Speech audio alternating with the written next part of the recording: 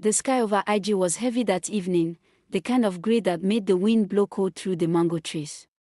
The first drops of rain fell on the red earth, making a sweet smell rise into the air. In the middle of the village square, women rushed to gather their goods before the downpour began, while children ran barefoot to their homes, splashing in puddles. Inside the small mud house at the edge of the village, Teni sat on a low stool, peeling yam for her mother's evening soup. She was 19, with skin the color of warm cocoa and eyes that carried both laughter and thoughtfulness. Her gentle nature made her popular with the children, and even the elders used to say, "This girl will bring pride to her family." But that night, the wind carried something else, a whisper. Two women stood under the almond tree near the chief's compound, speaking in low voices. "Have you heard?" They said, "Teni has done something shameful." The other gasped. In this our Ijaye? God forbid. Her father must not hear." By the next morning, the whisper had turned into a roar. Everywhere Teni walked, eyes followed her. Conversations stopped when she passed. Even her best friend, Funk, avoided looking at her. When her father, Boba Sonia, returned from the farm that afternoon, his face was like a storm. "Teni," he called, his voice sharp.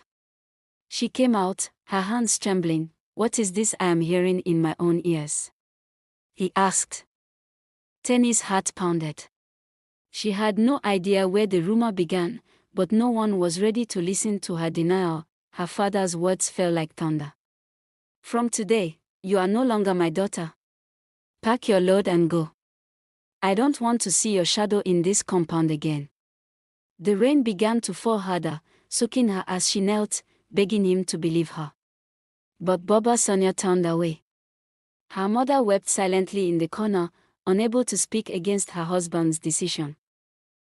With a small bag slung over her shoulder, Teni stepped into the muddy path that led out of Ijaye. Each drop of rain felt heavier than the last. The village she once loved now stared at her with cold eyes. As she walked, the only sound was the rain hitting the leaves, and the whisper in her heart, "Where will I go now?" The rain followed Teni for hours, soaking her wrapper and headscarf until they clung to her skin. She had never traveled beyond the next village before, so every step into the unknown felt heavy. The road stretched like an endless red ribbon, lined with tall grass that brushed her legs. By late afternoon, the clouds began to break. In the distance, she saw smoke curling into the air, a sign of another settlement. Her legs ached, but she pushed on. The new town was busier than she had ever seen. Women balanced baskets of plantain on their heads, traders shouted prices, goats trotted across the road, and the smell of roasted corn floated in the air. But no one knew her here. No one whispered her name. Hungry and tired, she wandered until she saw an old woman sitting in front of a stall filled with woven baskets. The woman's face was lined like the rings inside a tree trunk, but her eyes were warm. "Ikaro, Mama," Teni greeted politely. "Ikaro, Omomi," the woman replied. "You look like rain has been chasing you since morning. Where are you coming from?" Teni hesitated, then said, "From far away." The woman smiled knowingly. "Sit down. You need food before you tell your story." She brought out a small calabash of gari and a jug of cool water. Teni ate slowly, her hands trembling with gratitude. Over the next few days, the woman, whom everyone called Mama Iriti, let Teni sleep in her small room behind the stall. She never pushed for details about Teni's past. Instead, she began teaching her the art of basket weaving, not the ordinary kind, but a rare, tight pattern that sold for good money. At first, Teni's fingers were clumsy, but Mama Iriti was patient. "When you weave," she said, "you must put your heart inside the basket. People can feel it."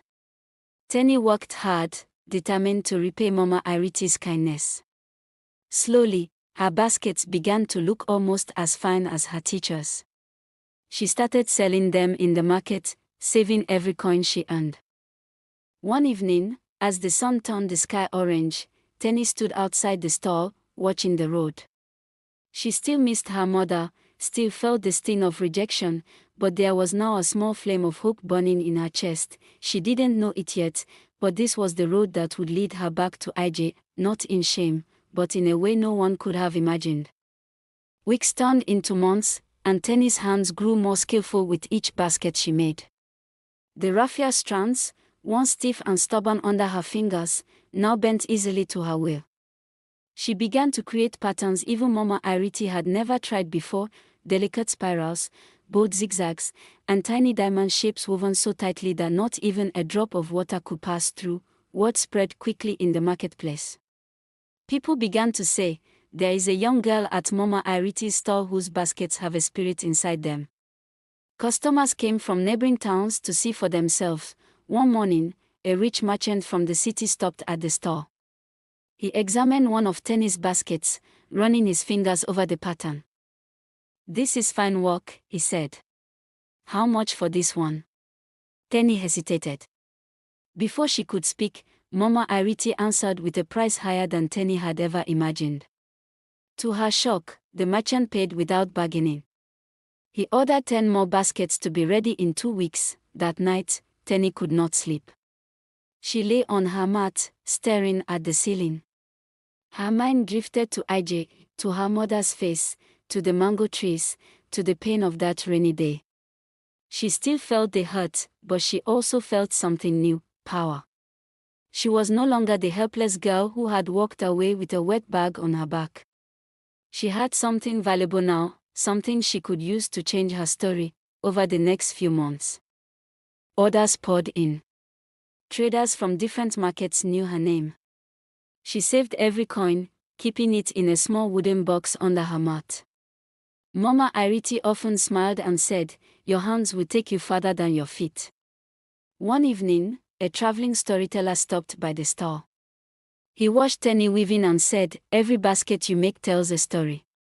People will not just buy them, they will remember them." Teni smiled faintly, her hands still moving. She wondered what story she wanted her baskets to tell. Maybe one day, they would speak of a girl who was rejected, but returned with her head held high. The harmattan season came with its dry, dusty wind, coating the market stalls with a thin layer of white powder. By now, Teni's baskets were known far beyond the town. Traders carried them to cities, and even the wives of chiefs began placing orders. One morning, Mama Iriti handed Teni a folded letter. "A trader brought this for you," she said. Teni opened it slowly. It was from the merchant who had once bought 10 baskets. He wanted 100 more, to be delivered to a special market in a town not far from Ijaye. At the mention of her old village, Teni's heart beat faster. She had not seen it since that rainy day. Memories rushed back, her mother's silent tears, the cold stares. Her father's voice driving her away. For days, she walked without rest. The store was filled with raffia, the air heavy with the smell of dried grass. She wove each basket carefully, adding small patterns only she understood, the curve of a mango leaf, the lines of a teardrop, the swirl of a river. When the baskets were finally ready, Teni hired 2 strong young men with a donkey cart to carry them. The journey to the special market passed fields of tall guinea corn, dusty footpaths, and clusters of mud huts. As they approached the trading ground, Teni saw familiar faces, women from Ijaye, their wrappers tied tightly as they haggled over goods. She stayed hidden behind the store, not ready to face them. But her baskets did the talking. The women touched them, admired the weave, and asked who had made them. The merchant smiled. "They are made by a young woman of great skill. Her name is Teni." The name traveled like a spark. Some women dropped the baskets in shock, others whispered to each other, remembering the story of the girl who had been chased away. Teni watched from a distance, her heart heavy but steady. She had not come to boast. She had come to seek and to prepare for the day she would walk into Ijaye not as the girl they rejected, but as someone they could not ignore. That day was getting closer. It was the start of the rainy season when Teni finally decided to return to Ijaye. She had been saving for almost 3 years, and her wooden box was now heavy with coins. With Mama Iriti's blessing, she hired a cart loaded with baskets, fine fabrics, and sacks of rice. The morning of her journey, the sky was dark with clouds, just like the day she had been cast out. As the first drops began to fall, she pulled her wrapper tighter around her and began the road home. The rain followed her, pattering on the donkey cart and soaking the air with the smell of wet earth. She passed the mango trees where she used to play, the stream where she fetched water as a child. Each step brought back memories, both sweet and bitter. When she entered the outskirts of Ijaye, the children stopped playing and stared. Some ran ahead, shouting, "Somebody has come from the city." The villagers gathered quickly, their eyes curious as they saw the fine goods she carried. Baba Sonia stepped out from his compound, his back still straight though his hair had turned more grey. His eyes narrowed when he saw her. "Who is this?" he asked, as if unsure. "It is I, Baba," Teni said softly, her voice steady despite her pounding heart. The crowd murmured. Some whispered about the rainy day years ago. Others were simply stunned at her fine clothes, the gold earrings glinting in her ears, and the guards carrying her baskets, without waiting for permission. Teni ordered the goods to be placed in the village square. "These are for Ijaye," she said, "for the women, the children, and the elders." She turned to her father. "I did not come to shame you, Baba. I came to say thank you, because sending me away taught me how to stand on my own feet." For a long moment, Baba Sonia said nothing. His jaw worked as if chewing invisible words. Then his shoulders sank, and his voice cracked. "Forgive me, my daughter. I did not know the rain would fall differently on you." Teni stepped forward and embraced him. Around them, the rain kept falling, but in her heart, it felt like sunlight. The rain slowed to a drizzle, leaving the air cool and fresh. The villagers stood quietly, watching father and daughter hold each other. Some wiped their eyes, others nodded to themselves as if to say, "Truly, the world turns like a calabash in water." Teni opened one of the baskets she had brought and began giving out gifts. Children squealed with joy as they received sweet-smelling soap and small pieces of sugar.